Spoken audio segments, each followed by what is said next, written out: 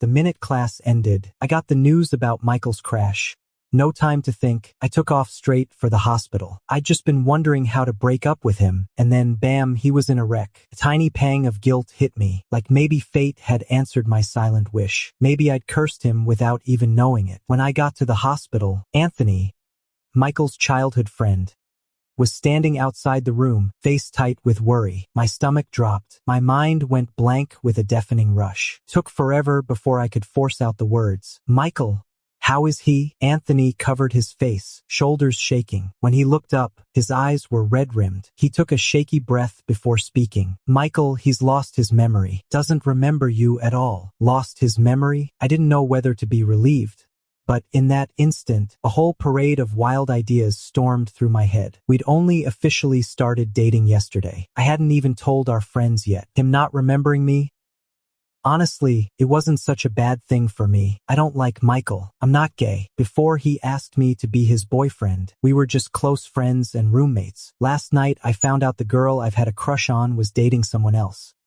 Felt like my heart had been ripped out, so I did what every dramatic protagonist does. Hit the bar and drowned my sorrows. Michael stayed with me all night, watching as I downed drink after drink. By the time I hit my fourth glass, he finally snapped. He grabbed my wrist, face twisted in anger. Sebastian, are you trying to kill yourself? You want your liver to just give up? I looked up at Michael, my eyes red and blurry from crying. But I'm heartbroken, Michael. My girl's with someone else. Wah! Michael was a cold-hearted bastard. He let out a sharp, mocking laugh. Love. Seriously? The guy doesn't even know your name. How are you already heartbroken over him? I burped, then dissolved into a fresh round of tears. Michael made a sharp little click of annoyance and yanked me forward by the back of my neck, pressing our foreheads together. I heard him say, cool as ice, hey, stop crying. People think I abused you. It's just love, man. I'll talk to you about it. Maybe it was the alcohol buzzing through me, or maybe it was the dim light in the booth.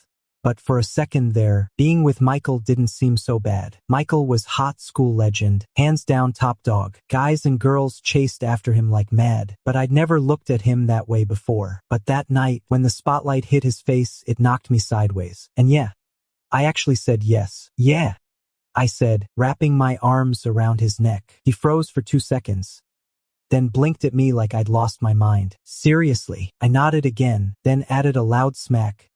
Planted one right on his cheek. Then, the next day, I officially died on social media. I woke up curled in Michael's arms, his bare torso wrapped around me like a vice. My face went white, like, seriously pale, and I didn't come back to my senses for what felt like forever. Once I did, I inched away from him as quietly as I could. I'd barely sat up when a sudden grip locked around my waist. Then warm, solid chest pressed against my back. Michael opened his eyes, clear, alert. He'd been awake for a while already. He didn't say anything, just stared at me. Dark, heavy gaze locked on mine until finally, voice edged with annoyance. Come on, you're not gonna own up to it. I lowered my head, nervously under his sharp stare. After a long silence, I finally spoke up, hesitant. Michael, we were both drunk yesterday. He gave a lazy lift of his eyelid. So, I risked a glance at him. Michael was blank-faced, tired-eyed. I couldn't read his mood, so I plowed on anyway. Look, what I said to you yesterday.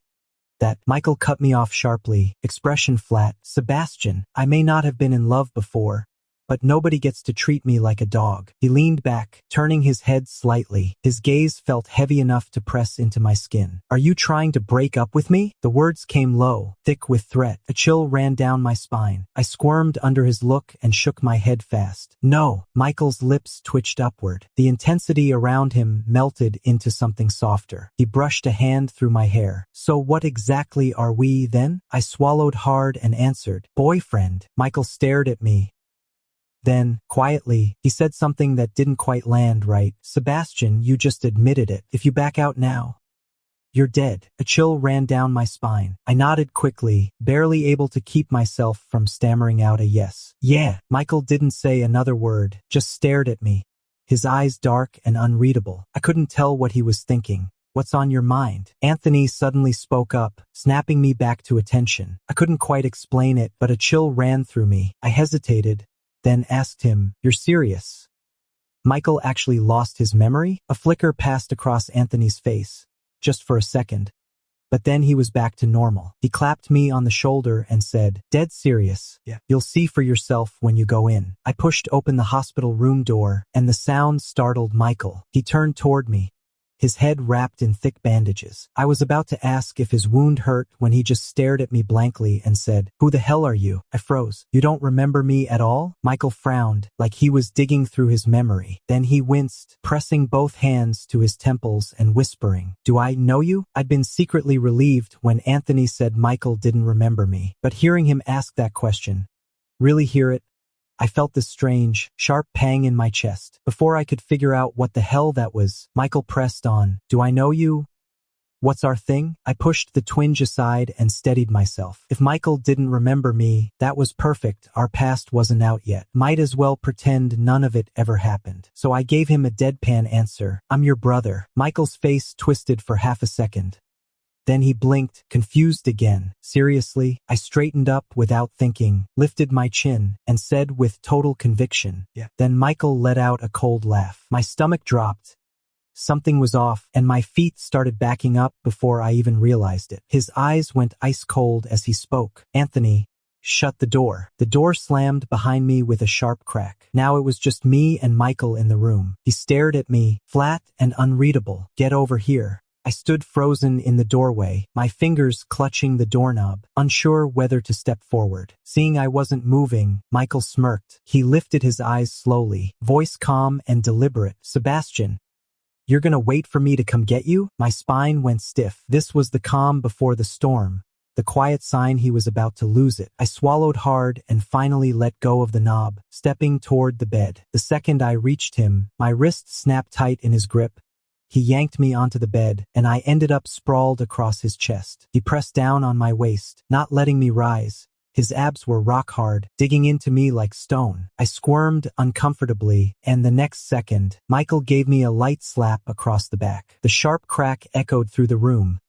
My face flushed instantly. I shot him a furious glare and shouted, "Michael!" Then I froze, not knowing what else to say, so I just added, "Furious. You're out of line." Michael snorted. "Out of line? I've met someone way worse. Let me tell you about it." I didn't bother figuring out what he was up to, just stayed silent. Michael didn't care either, and kept talking. "There's this guy, a real heel. His boyfriend had a car crash and lost his memory. And guess what? He just stared him in the face and said they were only friends. Tell me, is that kind of cold-hearted bastard worse than I am?" He lifted my chin with one finger. Then his eyes lit up like he'd just remembered something. "Oh, right, I forgot. You're the dumbass boyfriend who doesn't have a heart. So tell me, how should I punish you?" I guiltily turned my head away, trying to hide from his stare, then buried my face into the blanket, playing dead. But Michael wasn't done. His calloused fingers traced along my waistline, voice low and teasing. "Remember last night?" My face went hot in an instant. I remember perfectly well. Last night, I was completely drunk. After kissing Michael, I went ugh and puked all over his pants. There was nothing he could do but drag me to a hotel nearby for the night. He rinsed my mouth, washed my face, and gently tucked me into bed before heading to the shower. Drowsy and half awake, I was jolted by the sound of water. Turning my head, I saw a blurred figure outlined on the frosted glass. The steady rush of water made my already foggy head ache worse, so without thinking, I pushed myself up and swung open the bathroom door. Staring with bleary eyes, I mumbled, "Can you turn the water down a bit?" The moment I spoke, I locked eyes with Michael's startled expression. You're awake?" I didn't answer. All I wanted was to get this over with and crawl into bed. I stumbled forward, trying to adjust the shower knob, only to slip on the wet floor and topple straight into Michael. He fumbled to catch me, pulling me tight against his chest before I could faceplant into the tiles. His throat bobbed as he spoke, voice rough and raw. "Sebastian, your clothes are soaked." I nodded drowsily, nestling into his arms like a clingy cat. Then carry me out, okay?" His breath hitched, his ears burned crimson, but he kept his voice steady. "All right, I'll carry you out." He swept me up in one smooth move, cradling me against his chest. My head found its way to his heartbeat as I slurred, "Michael, your ears are so red, like a bunny's." I reached out to poke them, but he grabbed my hand before I could. He leaned down, glaring at me, voice low and rough, his ears redder than ever. "Stop moving." I wasn't about to listen. My fingers darted out again, poking his earlobe, soft as a cloud, and it turned even redder with every little press. I giggled like I just found the funniest thing in the world. Seriously, it's glowing. Just one more poke. Michael sucked in a sharp breath like he was holding back something fierce. Then he bit out a low curse under his breath. Sebastian. Before he could finish, I crashed my mouth over his. But nothing happened that night. Michael carried me out of the bathroom and set me on the bed. I passed out before I even hit the pillow. Michael saw the look on my face, like I wanted to sink straight into the floor, and knew full well I remembered everything. He remembered, too, that last question he'd asked me before stepping out of the shower. Regret it? I answered him, yeah, you didn't keep your promise from yesterday, and now you're lying to me again. Michael let out a slow, wicked grin. He leaned in close, his breath warm against my ear, and said with deliberate tease, not into watching me turn red all over? Tonight's your lucky night. Get ready to feast your eyes. The meaning was crystal clear. My face burned, and I stammered out, and no, I don't really need to see it. Not at all. Michael laughed harder, ruffling my hair gently before shaking his head with finality. No way, you won't lock it in unless we do this for real. What if I actually lost my memory one day? Wouldn't be fair to just lose my boyfriend like that. What a mess. He wasn't kidding, not even a little. I grimaced, pleading, Michael, I'm sorry, I won't do it again. He crossed his arms and leaned back against the headboard, his eyes scanning my face slowly, deliberately. After a long moment, he finally said, really? Seeing there might be a way out, I nodded eagerly, almost bouncing in place. Yeah. Michael gave a soft little TSK, his gaze cool and flat. What's so happy about? You really hate me that much? He was annoyed again. I bit my lip, glancing at him sideways with careful hesitation. No, Michael snorted and flicked me on the forehead. Light but unmistakably playful, like something a lover would do. When I winced and clutched my head with that pained look, he finally cracked a smile. Sebastian, forgive you this time, but if you ever try to cut me loose again, I won't be so gentle. I stared at him, wide-eyed and speechless. Then Michael smirked and lifted one leg slowly, speaking low. Got that? Didn't catch it? I'll say it again. My face burned. I nodded frantically, mumbling, got it. Got it. After winding me up long enough, Michael finally let me go. Only when I dropped into the chair did I notice his left leg in a cast. I pointed at it, surprised. That cast looks so real. You should take it off. Looks kinda creepy. Michael rolled his eyes, exasperated. I really did crash. It wasn't staged. What? So where else are you hurt? Does it hurt? Michael's sudden outburst made me instinctively think he was faking the crash too. But once I found out he'd only broken his leg and the rest was just minor bruises, I finally relaxed. Just then, a knock came from outside the room, and Michael called out, come in. The door swung open, and Anthony appeared with a group of close friends, all holding a cake decorated with candles. Michael took my hand and slipped a string of prayer beads onto my wrist. Happy birthday, Sebastian, he said softly. I'd forgotten all about it, until he reminded me. I'm not great at remembering dates, often forgetting my own birthday, but Michael never does. Before I could even react, he'd already placed the party hat on my head. Even though Michael was in the presidential suite, literally the only patient in the whole room, it still felt weird to throw a birthday celebration here. I made my wish quickly, then passed around the cake. Michael got first slice, he always does. Someone shouted, Sebastian, why is it always Michael getting the first piece on your birthday? Back when we weren't together, people used to tease me. I just smile and say, because we're best brothers. But things are different now. I know better than to say that out loud. Wouldn't be sitting down for dinner tonight. Michael turned and gave me that look. The one full of mischief. Come on, tell us, he said. I'm curious. The room went quiet. Everyone was waiting for an answer. My brain started scrambling. I had to think of something. Something that wouldn't piss him off, but also didn't blow our secret. I'd only been with Michael for a day. I wasn't ready to drop the bomb on everyone so soon. Besides, I don't even like him. He's probably just treating this as some kind of novelty. If word got out we were together, it'd be a total mess if we broke up later. Just as I was fumbling with the knife in my hand, wondering what to say, Michael's voice cut through the silence. Sharp but playful. The cake's mine. If you don't give it to me first, I might just flip this table. I turned to look at him. He was smiling, but something in his eyes made me think he wasn't quite as happy as he seemed. Michael was still a patient, and the guys couldn't stay long.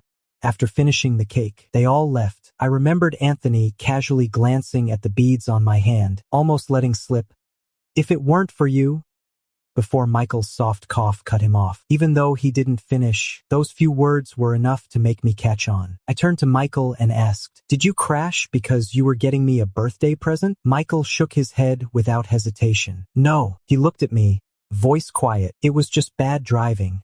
Nothing to do with that." "But if it weren't for..." Michael cut me off. "Sebastian, don't guilt yourself. These things aren't connected. I didn't crash because I was getting you a gift. I spaced out behind the wheel. That's all." I knew he was just trying to spare me the blame, but I bit my lip, remembering how down Michael looked when we were cutting the cake, and asked, "You could have used this to make me feel guilty, to push me into an official announcement. So why didn't you?" Michael's face darkened out of nowhere. His voice gritted through clenched teeth. "Sebastian, you really think I'm some kind of low-life scumbag, stooping to this kind of trashy manipulation?" I flinched, looking away. Honestly, that's pretty much how I saw him. Not exactly a saint, no. First time I met Michael, he was in the middle of a fight, eyes sharp with rage. All that schoolyard bully energy left zero good impression. Didn't go well from the start. Later, when I was torn over whether to confess to my crush, he just stared at my love letter like it owed him money. Then, face twisted with menace, he snatched it right out of my hands and took it. Next day, a mountain of self-help books showed up on my desk. "Michael, dead serious. College isn't just for chasing romance. You gotta own your future. Love can wait, but right now, your career's the priority. If you don't hustle now, all you'll ever do is breathe someone else's exhaust fumes. Trust me, this whole stack, I spent a full night picking them out for you. These are the rise stories of real business legends. Just wait, you'll be on top, and people will come running to you." He was so fired up, it was like he'd been selling snake oil. Anytime I even thought about my crush, he'd slam a self-help book in front of me and snap, "Read it. The only way to beat that weak, dreamy nonsense is by mastering the damn book." Back then, I had no clue he was into me. Thought he was just trying to pull me out of a dead-end crush, saving me from myself. Now, all that makes sense. He didn't want me with her, and the way he did it, not exactly clean. Michael had no idea what I was thinking, but seeing the way I hesitated, like I wanted to say something but couldn't, he let out a dry laugh. "Fine, so I'm just a full-blown villain in your head, huh?" The more he thought about it, the angrier he got. But he couldn't let go, not even a single shred of redeeming qualities. I was lost in thought when Michael suddenly cut me off, his expression icy cold. "Forget it, don't say another word." He yanked the blanket over his head and sulked in silence. I stepped toward him, wanting to explain. Just as I reached the bedside, Michael tore the blanket off with a jerk, face twisted in rage. "Fuck. Fucking hell. If that's how you see me, then why should I even bother? I shouldn't have let you go last night. Screw whether you slept or not."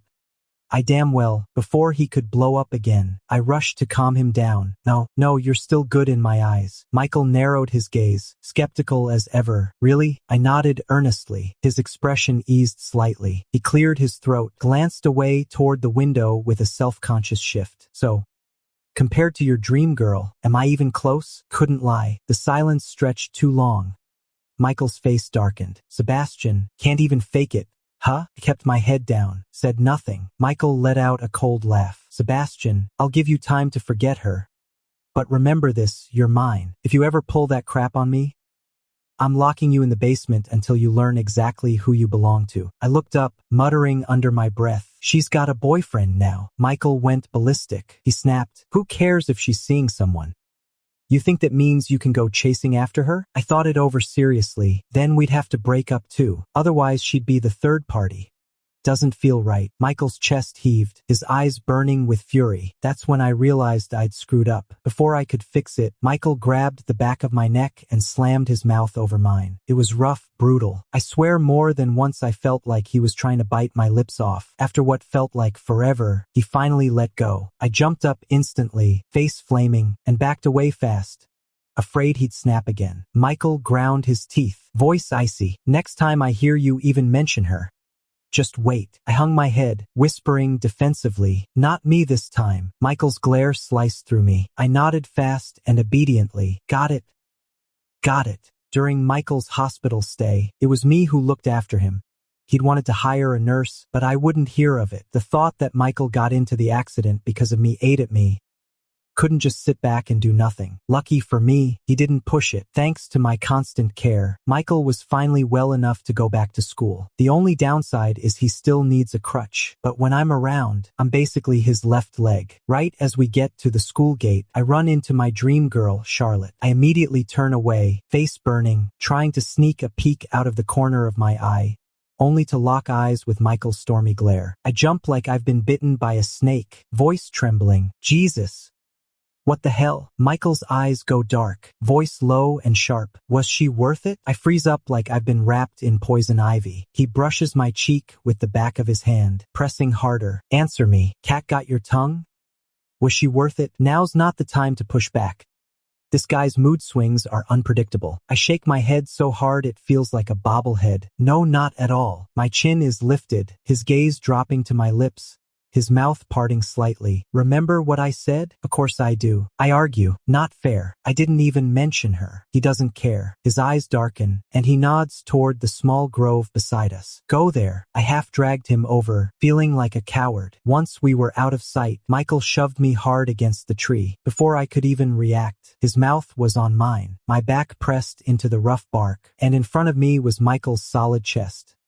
Trapped between him and the tree, I had nowhere to go. He swallowed my whimpers whole, and he pinned both my wrists high above my head. He kissed me for so long I lost all feeling in my lips. Only then did he finally pull away, reluctant as hell. His forehead rested against my neck, his voice rough and low. Sebastian, I'm about to lose control. Just say you like me already, okay? His hot breath washed over my neck, sending a shiver through me. I knew exactly what he meant, but I couldn't give him that promise. Then his teeth sank into my neck. Sharp, sudden pain, and he snapped, still playing dumb. Sebastian, am I that low in your eyes? You won't admit we're together, and you don't even like me. Everyone else thinks I'm a prize.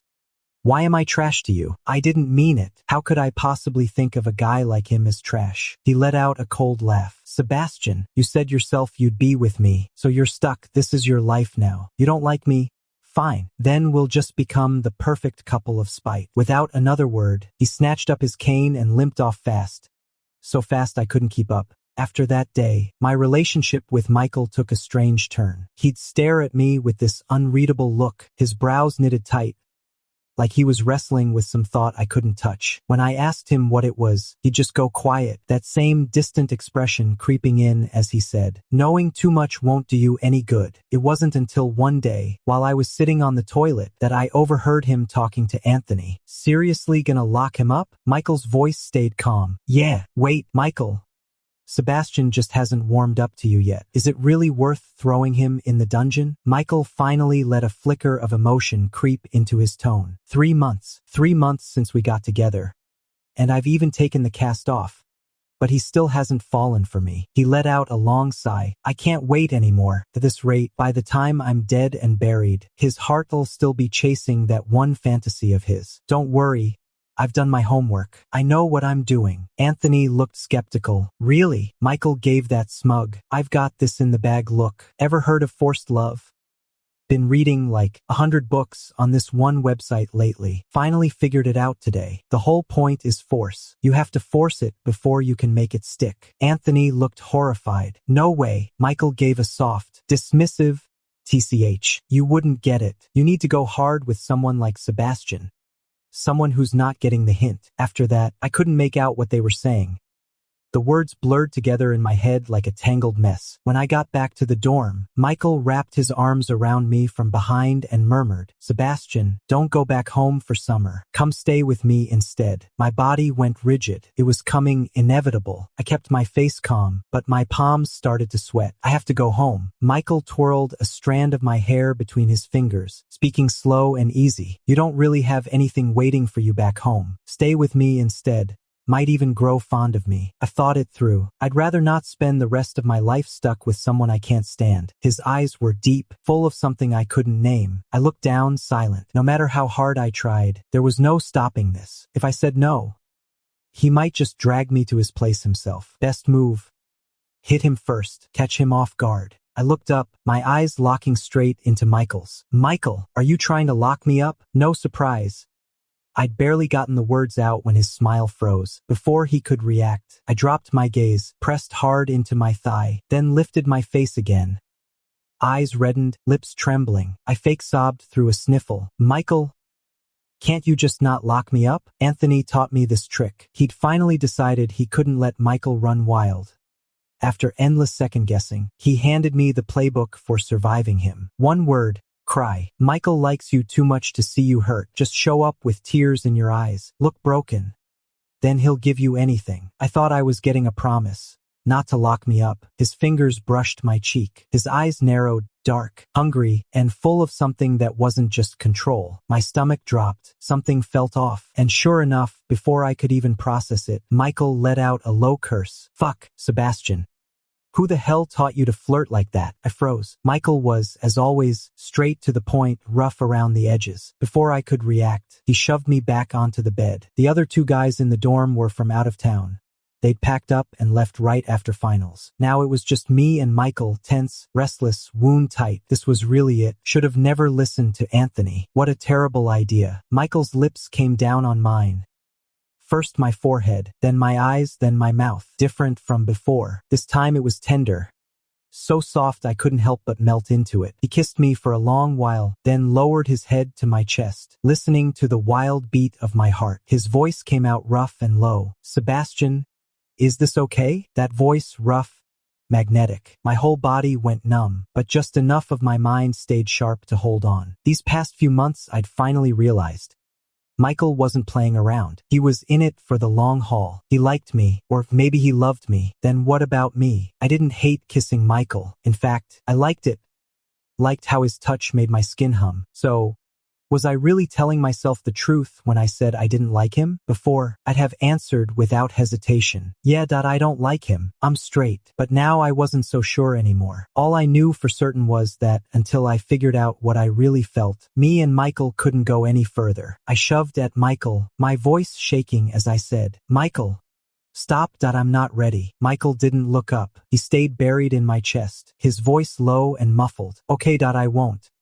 Just don't move. Let me hold you. Time slipped by fast. Michael held me tight, eyes closed, quietly cooling down. I watched his face return to normal and spoke again. Michael, you still haven't answered me. No more closet time, right? His voice was heavy. And what about you? Still checking Charlotte out? My eyes widened slightly. That's when it hit me. Why Michael had locked me in that room. He was jealous. A few days ago, on the way to dinner, I ran into Charlotte. First, it felt weird. I didn't feel anything when I saw her, so I stared a little longer just to make sure. Michael was right there beside me. He must have thought I still had feelings for her, so he came up with that whole stupid idea. I shot back immediately. Nope, not looking. Not at all. Michael braced one hand beside my ear, his gaze dark and intense. Like he could see right through me. He stared at me long and hard. I didn't look away, met his eyes straight on. I was telling the truth. I wasn't hiding anything. Michael finally smiled, reaching up to ruffle my hair as he promised. All right. Not your fault. The next second, though, his expression shifted, sharp and fierce. If you so much as look at her again, I'm locking you up, and no matter how much you beg, I won't give in. Got it. I nodded quick and obediently. Got it. Michael finally let me go home. After my parents split, I moved in with Grandma out in the countryside. A few years ago, she passed away, and the house just went quiet. No one's waiting for me anymore. But I still come back sometimes, just to talk to that little old lady, even though she can't answer. Once I got back, I picked up a side job to cover my bills. Life's been busy, but steady, nothing wild. But because of work, I kept missing messages from Lu Yen. He was seriously pissed off. Before leaving school, he finally agreed to let me come home on one condition. I had to reply to every message instantly. I promised him, straight up, then went back to ignoring his texts for hours at a time. When he finally snapped, the last message was from yesterday, just a voice note, and the anger in his tone, Unmistakable. Sebastian. I'm pissed. I could feel it through the phone. His rage was boiling over. After that, I called and texted him a dozen times. He didn't answer once. I don't know if he's done with me, or if he's just waiting to tell me it's over for good. I thought I could just wait until Michael got tired of us. I figured we'd drift apart on our own. But now the idea alone, it's making my chest tight, and I'm fucking furious. I dialed Michael's number again. This time it rang, but he didn't answer. I let out a sigh, slipped the phone back into my pocket, and trudged home with my shoulders heavy. Just as I was nearing the house, I pulled out my keys. Then, in one quick glance up, I saw a tall shadow standing at my doorstep. No streetlights around here. Couldn't make out his face, but I could just barely see a flicker of red in his hand. Oh, this is rich. Stealing from the poorest guy in the village already.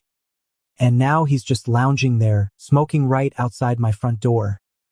Real classy move. Even though I was fuming, I wasn't about to charge in. Instead, I started walking back while calling the cops. Lost in my thoughts, I stepped on a dry branch.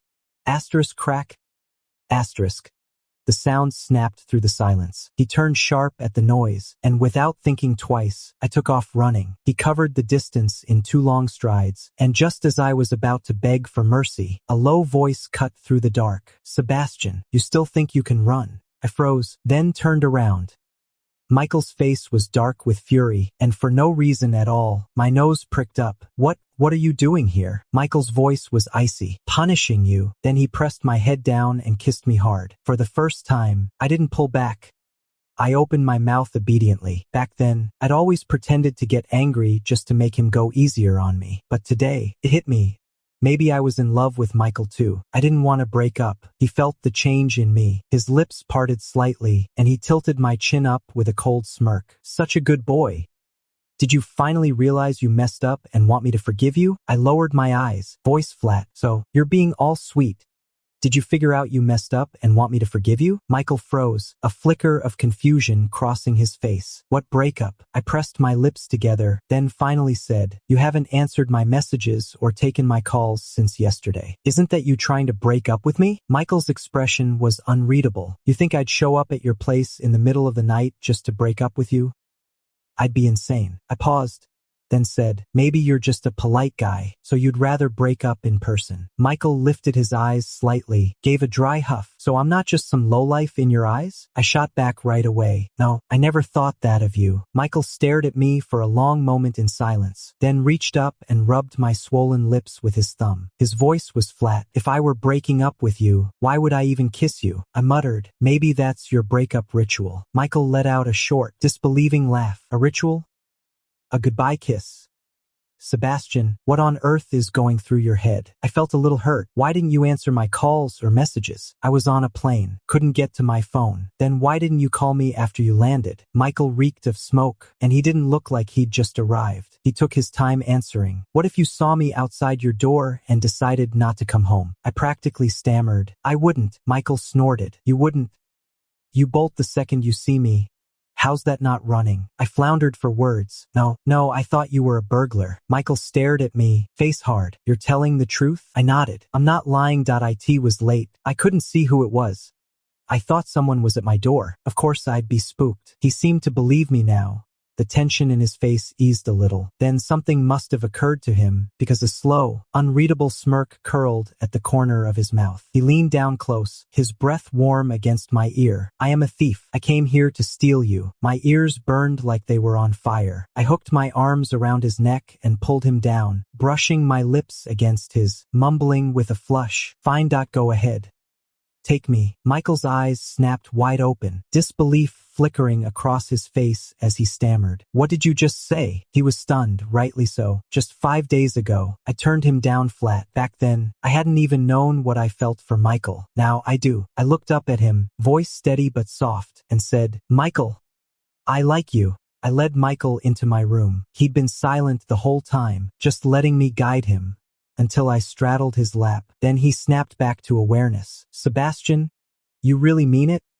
You actually like me? Yeah, I only just realized it myself. Every second without hearing from you had me terrified, worried you'd break up with me. The thought of that, It felt like my chest was collapsing. Michael reached out and wrapped his arms around my waist, eyes burning. "So you're not gonna push me away now, are you?" I turned my face away, cheeks burning. I tried to play it cool but came out flustered. "Try me and find out." Michael let out a low, dark chuckle from deep in his throat. "Dangerous, promising. Good, I'll take you up on that. And trust me, I'm gonna make it count." The next day, I woke up and searched the whole house but couldn't find Michael anywhere. Just as I was about to call him, he walked through the door. One hand held a bunch of fiery red roses. The other carried steaming buns and soy milk. I just stood there, staring at him, completely baffled by what he was doing. Michael's face had a faint blush. He said, "Last night we officially confirmed our relationship. I didn't want to rush things." I frowned. "We weren't already together?" Michael shook his head, dead serious. "That doesn't count. You didn't even like me back then. This is the real start." He dropped to one knee, trying to look cool, but his trembling hand holding the flowers gave him away. I heard him say, "Sebastian, I like you. Will you be mine?" I smiled, reached down to help him up, took the roses from his hand, and my eyes were already brimming with joy as I said, "Yeah." Sunlight spilled through the window, painting the room in gold. The white bed was scattered with vibrant rose petals, like a blush across the sheets.